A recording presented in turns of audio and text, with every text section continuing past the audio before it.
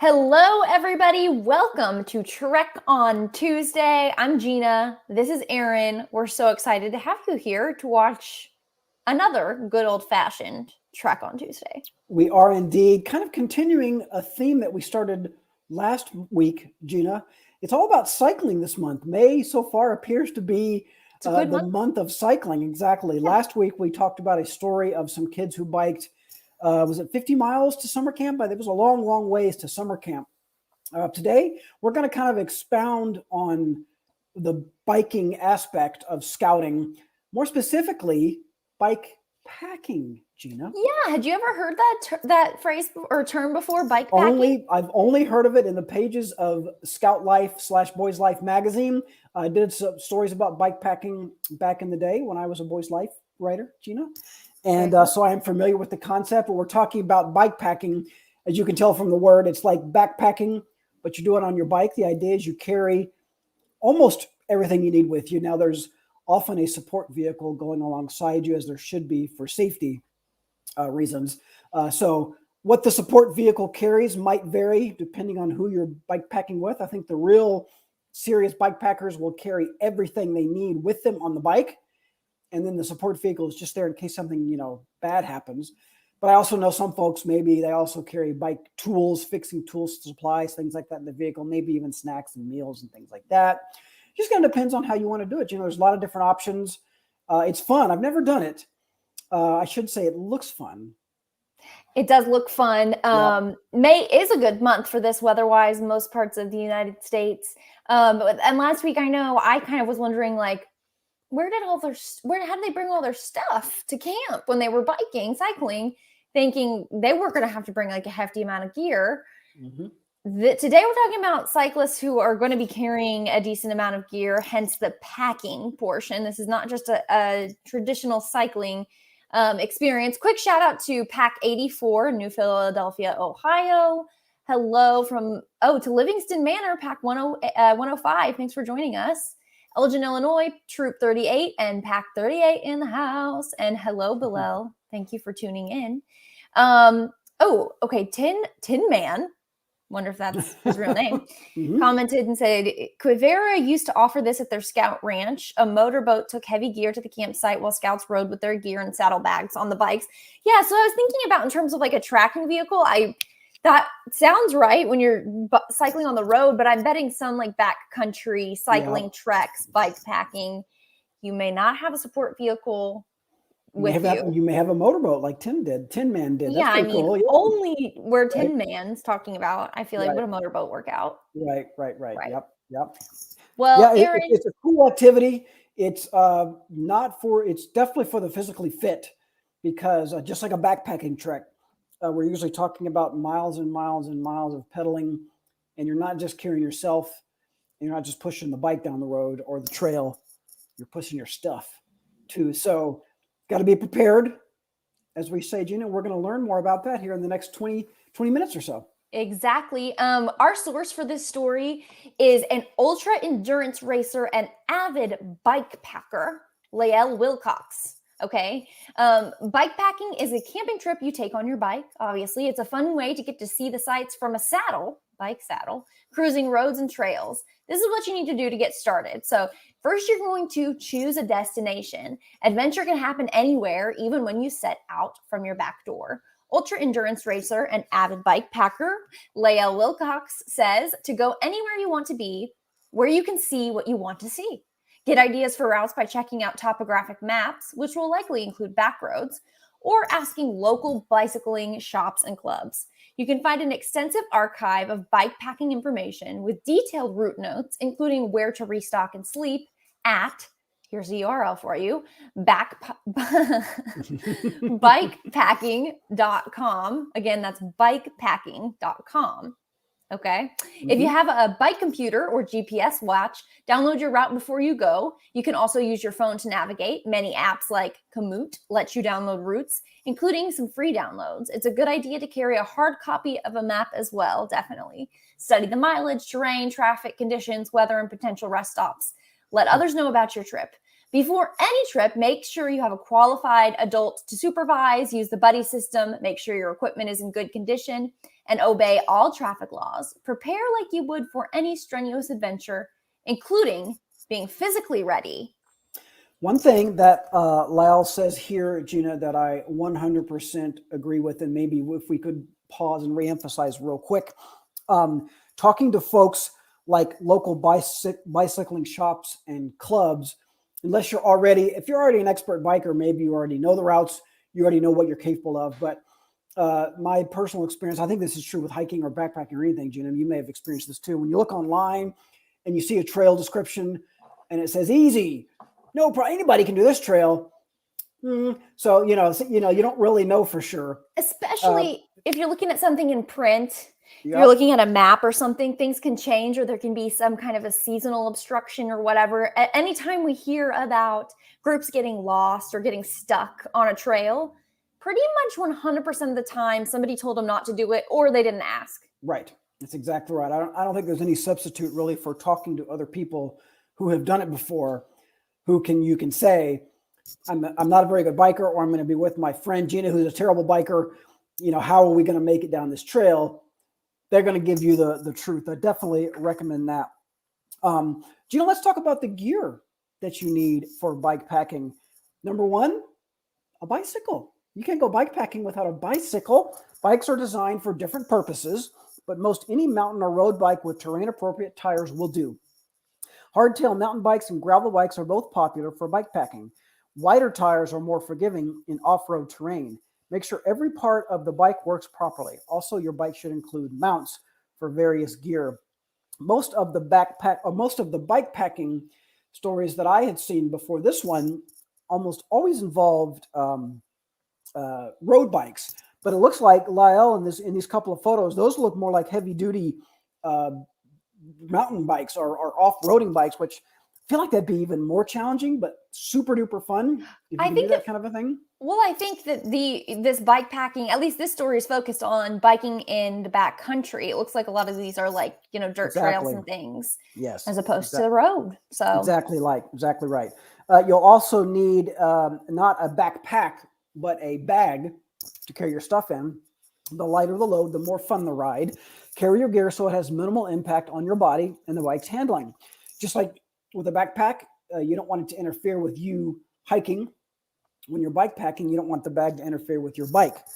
Dry bags with straps or bike packing specific bags are the lightest and most comfortable options. They actually make bags specifically for bike packing, Gina. I didn't know that. I didn't either. Most strap to your handlebars, top tube and frame, or under your seat. Bike packing bags, sometimes called panniers, from outdoor retailers, anywhere from $30 to $100. We're speaking French. Are some of them panniers? Is how you say it, maybe. Waterproof bags keep gear dry, but you can make any bag waterproof enough by using a trash bag inside. I've been there and done that. Wilcox says simple is better. Stuff your sleeping bag and sleeping bag into a dry bag and strap it to the handlebar, she says. She recommends a specific bag, the Sea to Summit Event Compression Dry Sack, because you can tension the straps to make your sleep kit less bulky. The Event comes in sizes as large as 30 liters. You can also carry gear in a small backpack, but many riders prefer bags that mount to the bike instead of bags you carry on your body. Why not let your bike carry the bag instead of yourself, I think, right? Riding with a backpack on a bike tour can be hot and feel heavy. I have known folks who have done that, but yeah, that seems like let the bike do the work, right? I totally agree. If I'm wearing a backpack on a bike, I'm no expert cycler, but if I'm wearing a backpack on a bike, it's going to be a little one that has a water bladder in it, like a Camelback kind of thing. So I can be drinking some cool water. Hopefully that's cooling me down on my back. That's the only way I'm wearing a backpack. I agree 100%, Gina. Aaron, I am so glad that this next section, I get to read it because it is what I am absolutely most passionate about when it comes to bike packing. It's sleeping. Looking for a lightweight sleeping bag and pad? You might also want to bring a tent or tarp for protection from the weather and bugs. Depending on where you go, temperatures can drop even in summer. Choose a sleep system that will keep you warm. The Thermarest Chorus is a versatile quilt that weighs just over a pound and is designed to keep you warm down to 32 degrees. Pair your sleeping bag with a compact insulated pad like the climate insulated Static V. I have this, love it. It's filled with synthetic insulation to protect you from the cold ground. A bikepacking specific tent has poles that collapse shorter than a standard tent, so you can carry it on your handlebar without it sticking out too far. If you want a compact tent, get the lightest one you can afford. If a tarp will do, bring that instead.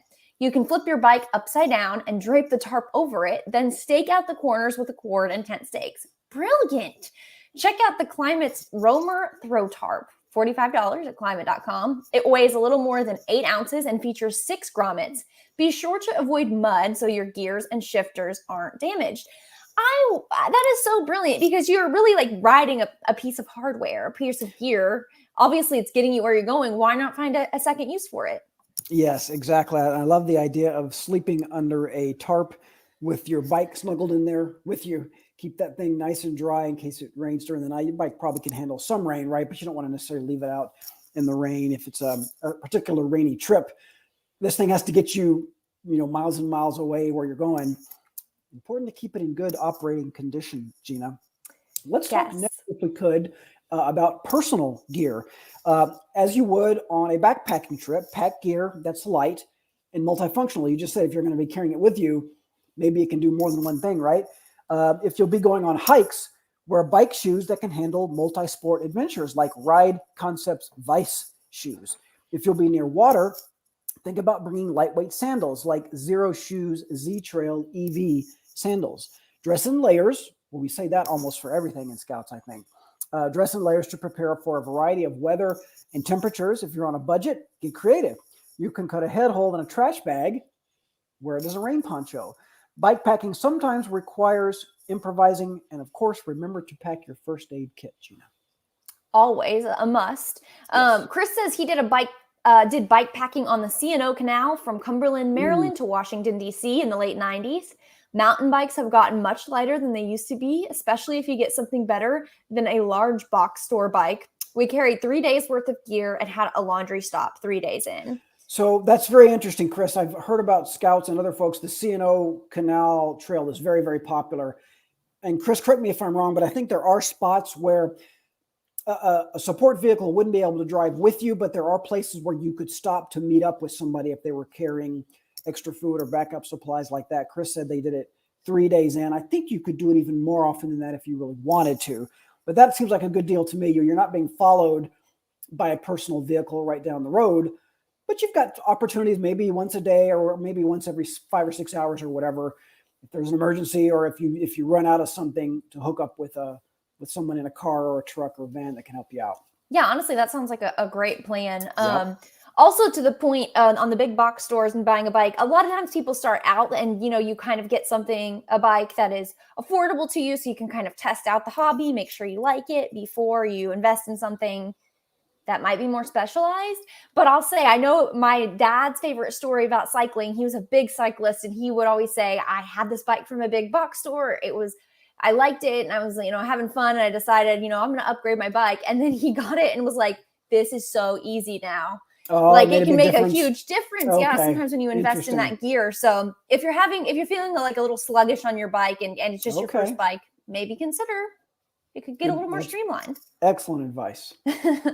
Okay. Helmet. We were talking about first aid gear, so let's talk about helmet. You don't want to leave home without one. Use one with multi-directional impact protection systems, that's MIPS, which gives you the most protection in a crash. Some good choices are the Bell Sidetrack 2 and the Gyro Fixture MIPS 2. MIPS is everywhere, all the sports. Yep. And one of the questions that we often get about helmets is, usually it's the other way around, but if someone might say, well, if we have rock climbing helmets, can we just wear those? Not really. If we have whitewater kayaking helmets, nope, these helmets are made specifically. You need a bike helmet. You don't need a rock climbing helmet. You don't need a rafting helmet. You need a bike helmet. You're also going to need, Gina, food. Your favorite thing is sleeping. I think mine is food. Dehydrated meals are a great lightweight choice, whether you buy them or make your own. You can actually make your own dehydrated meals, Gina. If your route passes through towns, plan on restocking instead of carrying everything you need from the start of your trip. That's a great point right there. And all the more important to plan the route in advance, right? So if you're passing through a town, why would you be carrying all these extra pounds and pounds and pounds of gear? If there's a convenience store right there, you could stop, and restock on the way. It's kind of like freeze-dried food, I think maybe falls into that category. Mhm. Boy, is it good. I don't know if you guys have Trader Joe's where you are, but around here, there is like an aisle at the Trader Joe's that's just full of freeze-dried food. It'd be perfect for something like this. It's so light and it's so tasty. Absolutely. And basically almost everything tastes good when you're working through those calories on an outing like this. You're going to need food. You're going to be hungry because you're doing a lot of work. Yes, and you're going to need water. Carry water in a hydration pack or water bottle, a compact water filter like the LifeStraw Peak Series collapsible squeeze 1L bottle with filter lets you drink straight from the bottle and refill along your route. Bring enough water bottles to keep you hydrated between water stops. If you're using a frame bag, you likely won't have space for bottle cages. Try putting a hydration reservoir inside your frame bag and threading the hose so you can reach it. Then securing it with zip ties. Use a platypus soft bottle to carry spare water. The 1 liter bottles pack flat when empty. Bring some electrolyte drink mixes such as Noon Sport or Gatorade. Definitely need those electrolytes. So I was not familiar with the concept of a frame bag, Gina. I'm guessing this is just like you were saying, a bladder on your back or whatever, but instead of hanging on your back, it's just attached to your bike frame, right? Yeah, well, it sounds like it is a bag for it's on your bike frame and it's carrying some of your gear. Oh, I see. But maybe you could stuff something like a water bladder into it. Hydration reservoir inside the frame bag. Okay, I got you. That makes sense. I and honestly, I kind of like using the frame bag instead of a lot of times like road cyclists use that water carrier for like there's like a little kind of like a cup holder that's sideways and you stick your water bottle in it. But I have heard of multiple people's like popping out and like rolling out and then they go over it and I feel like crash. So if there was an activity in which having a bladder system or whatever would work, it seems like it would be a long distance biking trip like this. I just so much easier than reaching down and grabbing that bottle every time. It seems like, I mean, I do it when I go backpacking. You probably need both. Right. But you could stash the water bottle away. I like that LifeStraw idea because then if you run out of water or you're planning to like stop at certain bodies of water, you've got something that can filter it for you. I like that. Right. The filter, bringing a filter system, definitely critical. You never know really how much water you're going to go through. You might need more water before you get to the next town or the next stop or whatever. If there's a stream or a river right there, it sure would be a shame not to be able to drink out of it because you didn't have a filtration system. Yep. Definitely bring that. There's one more thing, Gina, that we haven't mentioned that you've got to bring with you on a bike packing trip, and that is a toolkit because bikes, hey, eventually they're going to break down. It's just a matter of time, right? The longer you ride it, the more miles you ride it, you're going to have a problem. Most likely something minor, a flat tire or something like that. Zip ties, duct tape, a cable, a cleat bolt. I'm not sure what that is. A cleat bolt for clipless pedals. Yep. Like I guess that's for, hex wrenches, a tube, tire levels, a pump, and a multi-tool or bike touring repair kit basics. Personalize your kit from there. Know how to use your tools and practice with them before your trip. Another great point. You don't want to have the first time you change a tire on your bike to be in the middle of the woods. It's really cool to do that at home in your garage or in your front yard or whatever to practice that. So you're not doing it in the heat of the moment, in the heat, and you're tired, and everyone around you is waiting for you to change your tire. And the truth is, somebody's probably going to get a flat at some point. Yeah, so absolutely. we should definitely practice, definitely have that gear. It happens. Yep, 100%. Aaron, I want to talk about packing your bike. And I'm not talking about like packing your bike to go. I'm talking about packing out your bike. Yes. Carry your heaviest gear under your seat, whether in a seat bag, a frame bag, or strapped on your seat rails using nylon straps, such as those sold by Voila or Voil. That's up to you how you pronounce that one. Sure, yeah. Carry the lightest gear on your handlebars, but think about it. Too much weight on the handlebars can make it hard to steer. So that's why you're putting your heaviest stuff under your seat. Yeah, one of the first pictures we show, I don't know if behind the scenes Brian can throw up, the very first picture that we had was of the handlebar, the bag under the handlebar. Yeah. There you go right there. Looks like a duffel bag. And he's got a small, they have a small bag on the back. Again. In a backpack. Yes, right, exactly. That's what I mean, a small bag on their back. Oh, yes. yeah. And then looks like maybe a frame bag too. Mm-hmm. Yep. But I still say, so there's 3 bags here. The bike is carrying 2/3 of them. So let the bike do most of the work. Seems like the right idea. That frame, that steel frame is stronger than your back. Basically, it's not going to get tired. So very important. I would also suggest packing, Gina just talked about packing your bike. Another thing you want to practice in advance. Don't wait until the morning of your trip to pack your bike. Oh boy. Just like you would do for a backpack, right? One of the Hopefully you're riding with that gear just to test it. You want to train with the weight you're going to be cycling that's a great with. point there. Yeah, you want to, no matter how good of a biker you are or a cyclist you are, you want to practice with the bike you're going to be using for this trip, with the gear you're going to be using for this trip, and in at least similar conditions, terrain-wise, weather-wise, as much as you can simulate it, right? Like when scouts are getting ready to go to Philmont, they walk up stairs and things like that, right? At a high school football stadium or something like that. Yeah. Practice biking in some sort of similar situation to really kind of get the feel of what it's going to be like. I definitely think cycling in the backcountry would be extremely rewarding, bike packing, that is. Yep. But you have to think those bikes can travel further distance than we can on foot. If you needed to get out, you're going to need your bike to get out. Or so you're going to be, tens of miles away each day. Yes, that's a great point. You don't want to have something happen and not be able to get out after you've gone that extra few miles that you were able to make it because you're on a bike and not on foot. Right. Well, this is fun, Aaron. So very cool. I'll have to try bike packing sometime. It sounds pretty fun. I think I could only do maybe like one night because that's, not a lot of space for gear, but that's why it's a fun challenge. Yes, absolutely. I would like to compare what a bike packer has versus a backpacker. Mm-hmm. I want to see their gear in comparison, see what the difference is. Yes, you'd have to make all of the things equal. So the same length trip. Who do you think has to pack lighter? Don't count the bike. Right. Well, I mean, looking at the photos that we've seen in this story, I feel like the bike packer is carrying less. That's what I think. Yeah, but that may be because we're so used to seeing pictures of backpackers at Philmont where they're out for 12 days. Yeah, and so that's a much longer period of time, maybe. We just talked to Chris, for example, who said they can 3 days restock after 3 days or whatever. Yeah, so maybe that's the difference. But crazy to think you've got a tent in there. Yeah, exactly, right? If you loved today's talk about carrying a tarp and how much weight that would save and how much easier that would be. Yeah. And you're something to hold it down. There's grommets that adds a little bit of weight.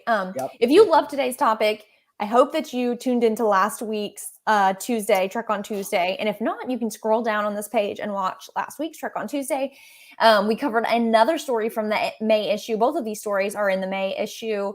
You can check it out in print. You can check it out in the Scout Life app, and you can check it out at scoutlife.org. What am I missing, Aaron? I think you nailed it. Get out there and bike, guys. Like we said, now is a great time of the year. In another 2 or 3 months, at least down here in Texas where Gina and I live, might be a little bit too hot. Maybe not for everybody else. Some people do it in the summer, but not some me. Some people do. Yep. Yeah. I think this month is a good month to get out there and ride your bike, even if you don't go for multiple days. Just get the hang of, get used to going out and biking with gear and see how it feels. And then maybe down the road sometime you and your scouts can do a bike packing trip. I like it. And I agree with you, Aaron. I think May is the last month I would cycle in Texas at least. Maybe sometimes early June is not too bad. We used to take our Cub Scouts to day camp in early June, and it was kind of touch and go. It was hit and miss, Gina. I'm not going to lie. Yeah, sure. But sometimes it wasn't so bad. Once you get into mid-June, though, I don't even want to sleep outside in that. It's really hard. Well, you know what you can do then? You can stop. You can organize your trip somewhere where you're going to be by a state park where they have showers or something like that. Yeah, exactly. Yeah, that's so true. You can travel anywhere in the U.S. throughout the summer. So absolutely. A lot of our high adventure bases stay very temperate. Yep. Absolutely. Actually, they all do. I think they're probably all. Right. They're probably all. I bet at Philmont it cools down nice and cool during the night, though. I mean, I bet. Yeah, exactly. Yeah. Good job, Gina. Excellent show. Thank you all for watching. Appreciate the comments. Tune in this Friday for an episode. Actually, we have two more shows this week. We have Troop Talk Live. Gina, which day is that? Tomorrow.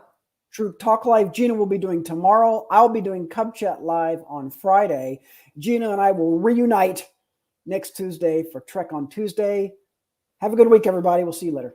Bye.